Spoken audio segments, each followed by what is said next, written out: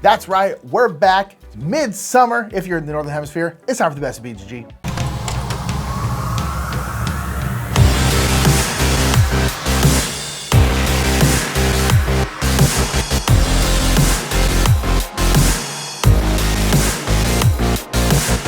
Welcome to the second half of the year. I am Mike. I'm Nick. We are the Brothers Murph. It's time to talk about everything Board Game Geek. That's going to be some Board Game Geek news, the hottest games that everybody is talking about over on the site, a couple of things that we really enjoyed this last month that were on the site, and more. So let's get right to the news.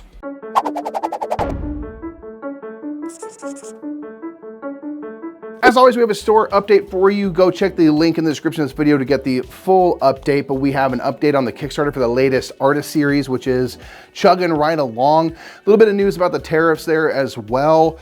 And then back in stock, there's upgraded bits for Star Wars Unlimited, upgraded dice counters and stuff, and this cool kind of I guess overlay that you can slot your cards into to track your damage and stuff like that. There's these really cool kind of silicone bags for token holders, kind of more like deck boxes and classic kind of token holders and all sorts of stuff like that. So again, peruse at your leisure the store update, because there's always really cool stuff, always new stuff, and then more things coming back in stock all the time. So make sure you don't miss those out. A bit of Board Game Geek news is that it is Spiel this Jahres time. So if you didn't know, there is something called Game Night. A Game Night is at this point, a very long-running playthrough series by Lincoln and Nikki here at BGG. And one thing they always do is they always go through all of the Spiel des Jahres games, and they have playthroughs of them on the channel. They have done all the Kinderspiel, which is the children's games, already up. There'll be a link to them down in the description below. But just know that they always do those, so keep an eye out for those Spiel des Jahres playthroughs so you can see what the most prestigious award may be going to. So that was a little bit of news, but we are here for the hotness. Let's sit on down. Let's talk about the hottest games of the month.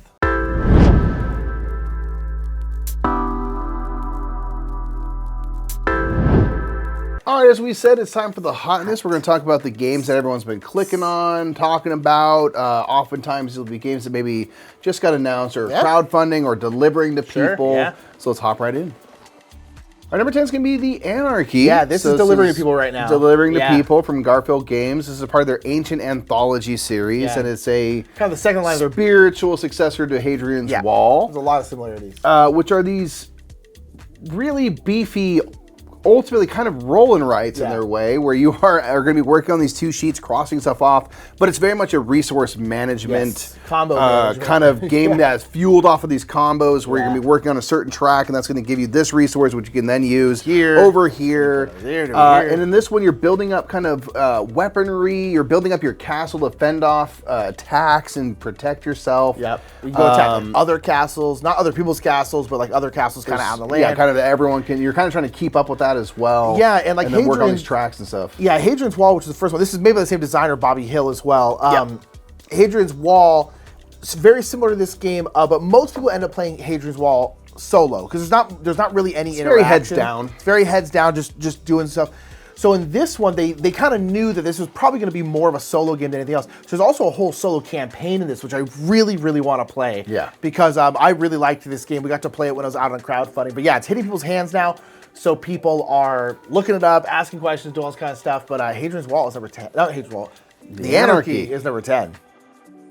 Number 9 is Deep Regrets. Deep Regrets, There is an expansion, I think it's called Even Deeper Regrets, on crowdfunding. So I think that's reinvigorated interest. Yeah, keeping it around. In Deep Regrets. And Deep Regrets is now in retail, newly in retail. So this is a fishing game. It is a fishing game. Where you are going fishing and finding very strange creatures.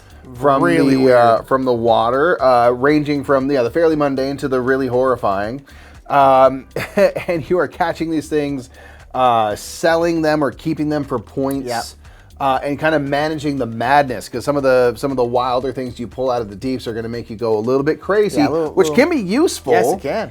In the game, and there's also some downsides and stuff. And you're trying to... It basically makes those kind of really crazy ones more valuable, but the kind of normal fish that you're pulling up less valuable.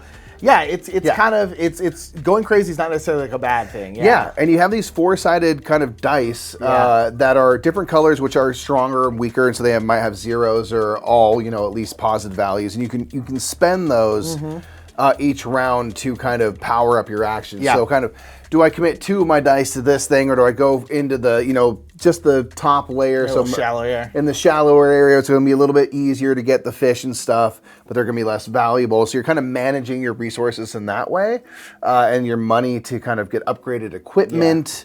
And things like that as you go across, I think 5 or 6 rounds, like 1 week of working your job. Yeah. But this game, I think, really captured people. Yeah, it's got great art, great production. Oh my gosh. Yeah, the production's really nice. The art is really kind of wild and not afraid to go for it. And I really appreciate that when we played it recently. I think it's interesting. For our money, it was a game that weirdly could have been longer, which is not often. When we played it, what we think about. We played it at 2-player though. I think at a higher player, I think it's a lot longer. Yeah, in terms of more rounds. So I'm really curious to see what the expansion brings, and I think that's kind of gotten people back interested in it. They're getting the original, and then now maybe getting the Kickstarter version with the expansion and stuff like that. So that is Deep Regrets.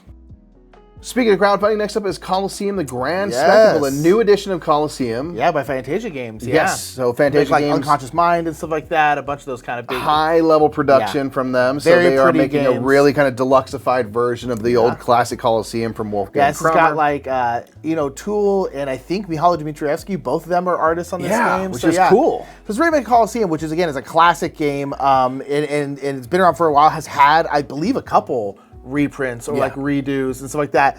So this is one of the ones I feel like every 5-10 years this one is going to get redone, and this one looks really cool. It looks really, really pretty. Yeah, so you're working on the Roman Colosseum, kind of providing. You're selling meat on a stick. Yeah, you know what I mean. That's your it. meat on stick vendors. That's all it is. You're kind of selling your gates and stuff. You're trying to be the grand impresario and stuff. And this edition, I was kind of reading up on it a little bit, is has streamlined rules. They kind of probably cleaned up and modernized a couple of things. There's now solo and 2-player rules. Cool. Johnny Pack, I think, is the designer on the solo, so that's something that's new ways to play. I think now, rather than everyone having their own arena, everyone's working on one central arena and stuff. So it seems like not just a visual upgrade, but oh no, they're really getting in and tweaking some stuff. And so I'm really curious to see how that is, what people's reaction are. Or do people agree? Because we haven't played the other version, so we can't compare it. But I'm curious how people are taking to the changes. I mean, nothing else, having a version so then I can play 2 players as an at least for upside. someone and like us, solo as well. It's a huge deal. Yeah, sounds super cool. So it's out there, I think, on crowdfunding, and so it's got people. But this is a game that I think you're right. Every 5 or so years, feels like it, right? It's going to kind of pop up again. Yeah, and here we are. Next one, I think this is also hitting people's hands. I think so. And this is Wroth. This is a Manny Trembley design. Manny Trembley is the artist on things like Dice Throne and many other games. Basically all of their own games, because Manny Trembley does a ton of art. Wonderland's War, things like that. But Manny Trembley also likes to design and has been partnering up with Chip Theory to do designs over there. They've done Neon Rainbow. They've also done Wroth. Wroth is a kind of cool area control game. Light area control game. Light area control game where you have a map, and that map has various different regions, and everyone has different as a different faction, basically. There's dwarves and stuff like that, and kind of different fantasy factions. There's undead and stuff like that.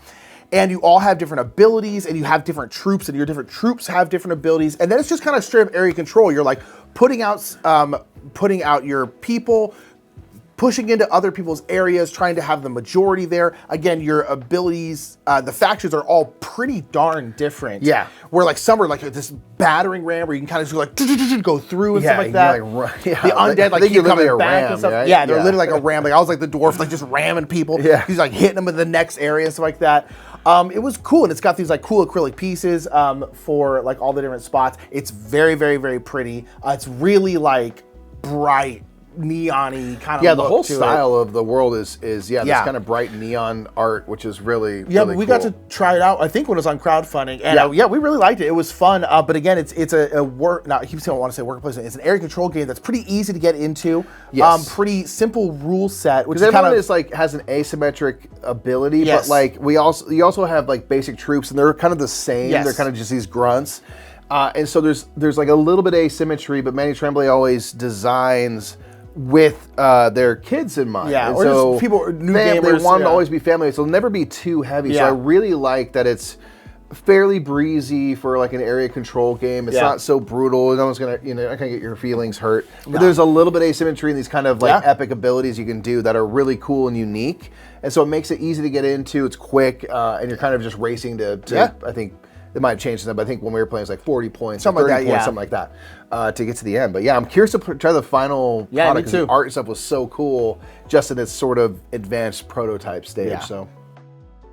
Next up is Lord of the Rings, The Fate of the Fellowship. This has been around for a couple months now, probably around for a little bit longer here.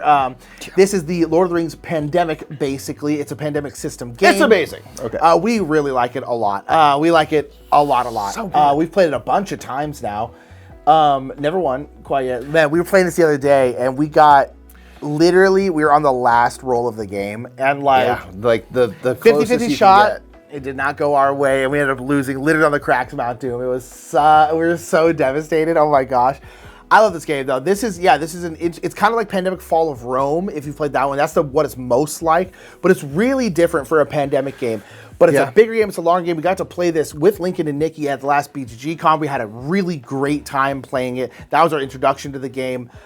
We got started on Pandemic. That's what got us into the hobby. We're massive Lord of the Rings fans, so this is kind of a slam dunk for us regardless. It was always going to be, but it lived up to the hype for us. We really, really, really enjoy it a lot.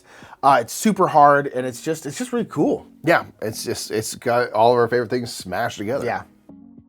Next up, we have Agricola. Agricola, the best drink on the market. Specifically fueled by the new Awakened Realms. Yes, this is the special edition Agricola. Special edition is what is on the hotness. Yeah, so Awakened Realms is doing the thing they've done with Castles Burgundy, Puerto Rico. Yep. I'm guessing they'll keep doing them because they tend to do very, very well. But kind of making these like super deluxe, super crazy versions of like what are generally considered kind of plain Euro games. Yeah, but like also like, what people would consider classics. Yes. I know people say you can't have a classic list that's like 1,000 years old, but exactly. Those 3 games they've done so far are classics. Yeah, I would totally agree. And so they do these kind of spruce them up. And if there's all the stuff that's ever been released for the game is in the game, it's all kind of in one spot.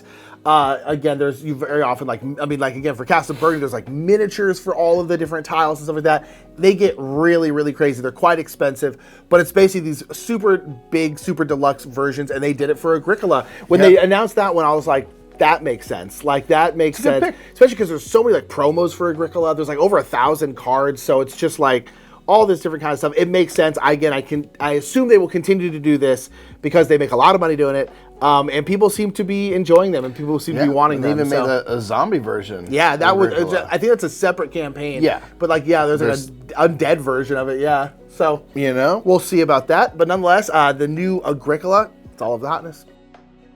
All right, next up is going to be SETI. Search for Extraterrestrial Intelligence. It is. I mean, it's in the top 50 right now, and overall on BGG. I mean, it has. I can't believe that. Flown up. I think it's like 40 something. SETI, the Search for Extraterrestrial Intelligence. This is by CGE. This was their big Essen release last year at CGE. Yeah. I can't believe, it's not been that long since it's been out. No, I mean, it's been like 8-9 months. Wow. Yeah, it's crazy how quickly this people really like SETI. I mean, we love SETI. SETI was our favorite game of last year. It probably still is upon a re-ranking. I think it still would be #1 for me last year. Yeah, we played at BGG Spring again and loved played it a late night game of it. Absolutely adored it. So excited for the new expansion that's coming up. Yeah, that's definitely fueled some of the. I think the hotness is that they've announced new content coming soon, which I think all of us probably expected. And it's just getting played. I mean, anytime we got a con, people are playing it. It's just, I don't know. There's something about this game. I hope this game hits BGA, man. It's one thing with SETI. Oh, yeah, gosh. It'll explode. I got to assume it will be. Come on now. But it's interesting with this game. It's like each individual action you're doing is not complicated. No. It's like, you want to do the launch a shuttle action? Cool, it costs 2 credits. That's the launch a shuttle action. It's like then you put your little probe out onto Earth.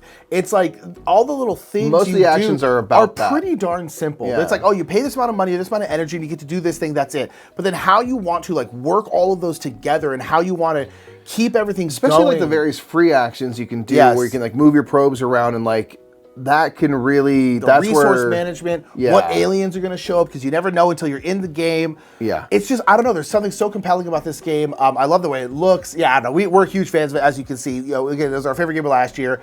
It'll probably keep being here because again, it's flying up the top 100. So love SETI. It's #4.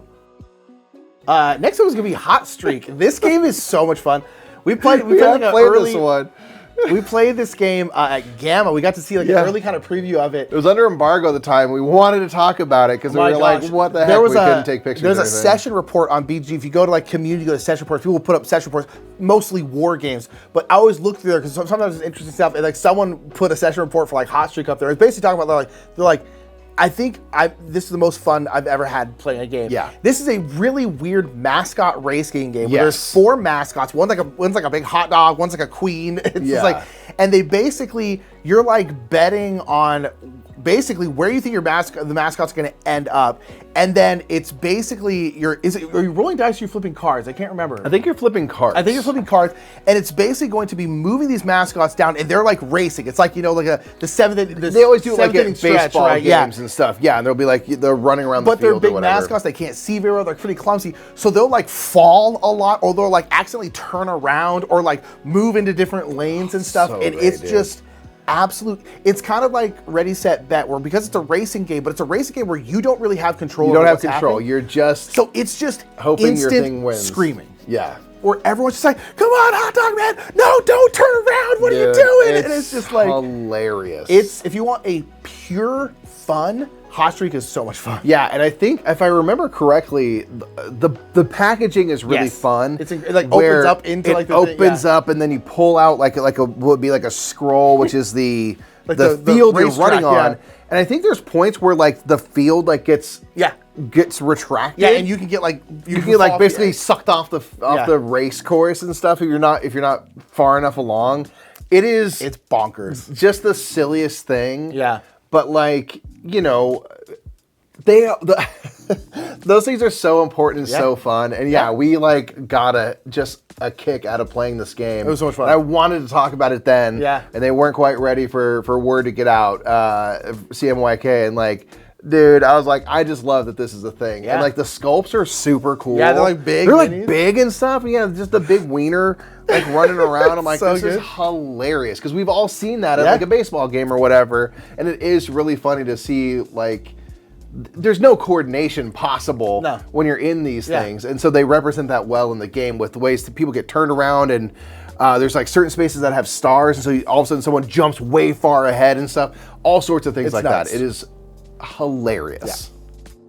Number 2 is getting people's hands now, and that is Vantage. Yes. We've been talking about this one over the last like 6 months or so, basically since it got announced. And Jamey Stegmaier, who designed it with Stonemaier Games, has been kind of like teasing out stuff, showing out like they do. But now the rules videos are out. It is officially be able to get in people's hands. This is kind of you kind of mentioned it's kind of like something like a Seventh Continent, where it's like you're on this like world. In this case, you like crash land your spaceship.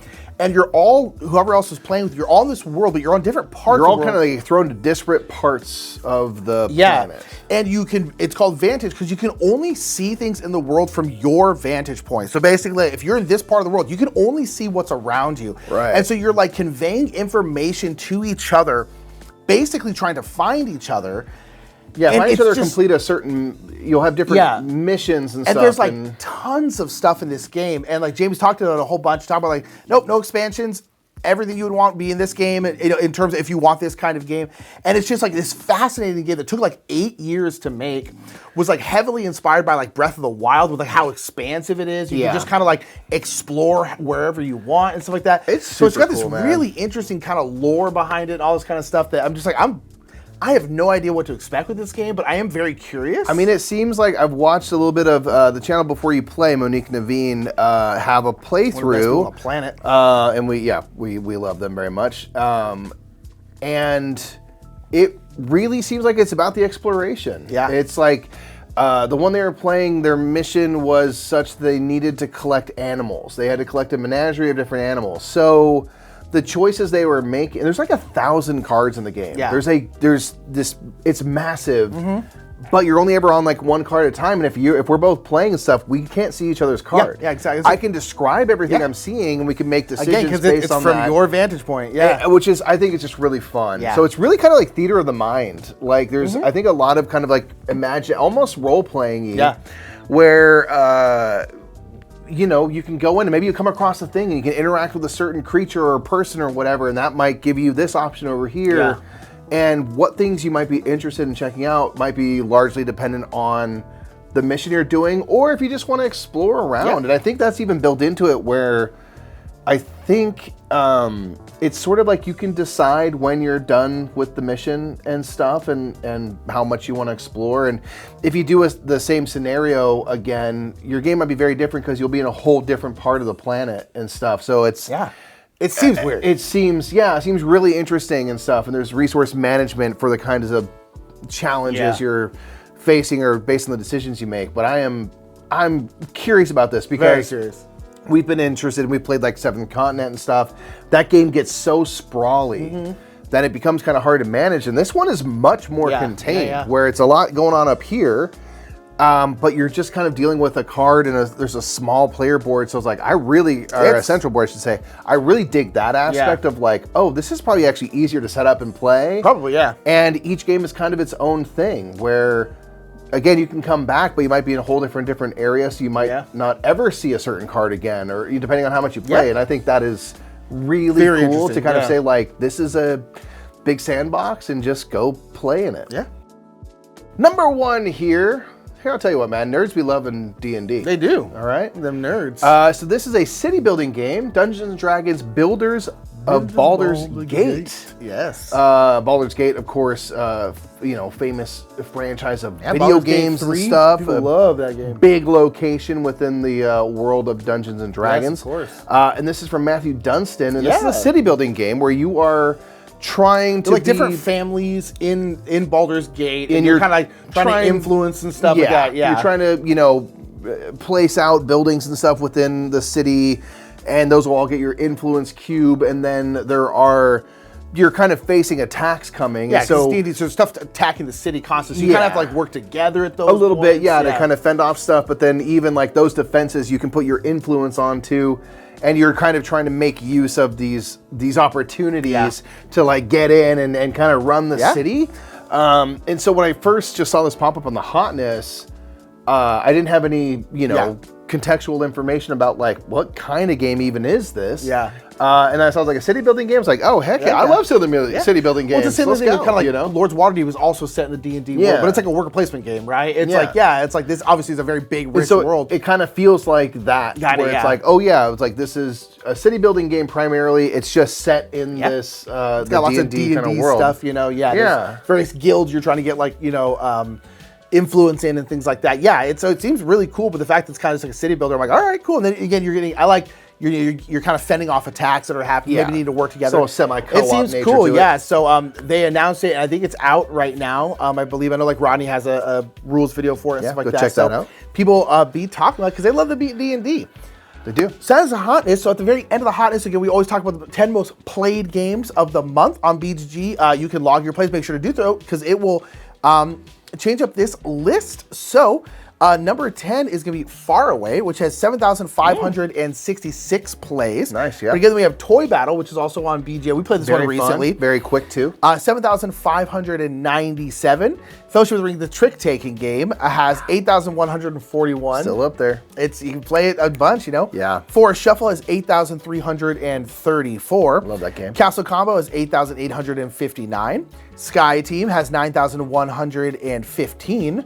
Arc Nova has 10,105. Again, still getting played. That so game much. I don't think will ever disappear. Because it's the heaviest game on this list by a mile. And I can't remember if it's still an alpha or beta, but the expansion is on Board Game Arena. And will be coming out in full soon. So that's going to keep it there for a long time. Next up is Harmonies, which has 10,392. Wow. Bomb Busters has 12,486. And then, Flip 7 has 20,510. Here's the thing. You can play multiple games of that, and you can play like 1 billion people. So if everyone's logging that single play, it's like 8,000 above the next spot. Golly. That's insane. It works really well on Board Game Arena, by the way. It is quite good. Flip 7's so fun. It's so much fun. Wow. Yeah. So there's some pretty heavy hitters in there. I think we had 4 games at 10,000 above. Yeah. Not bad. Not bad. All right, everyone, that is the Hotness and the most played game. So what we like to do is always talk about certain things that we saw on the site that kind of caught our eye. So let's hop into some Murph Picks.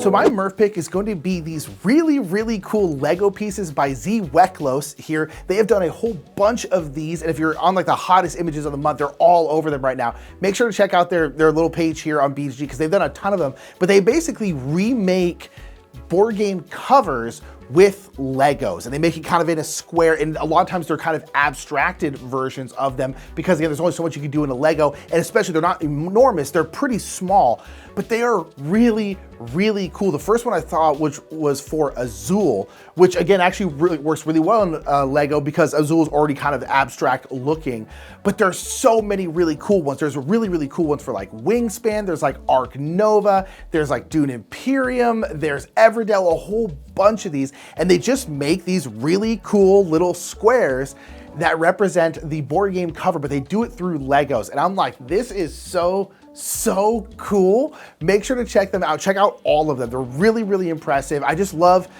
how creative people are with things like this. There's other people who do things with like board game bits and make kind of collages out of them. I just think it's really cool. I personally think board games are art. I think it's one of the reasons why art is such a big deal in the board game industry, and keeping art in games and keeping it really pretty is really important because I think board games are art personally. And so having the board game art then turned into a different art form, which in this case is Lego, I just think is cool. I like when stuff gets all Inception-y like that. I just think it's rad. And make sure to check these out because they are absolutely incredible.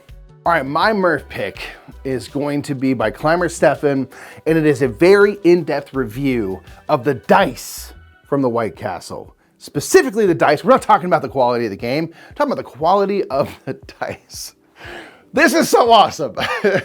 Kramer Stefan has really gone above and beyond. They've done this for other games as well, to check the quality of dice in our games. Are these dice balanced?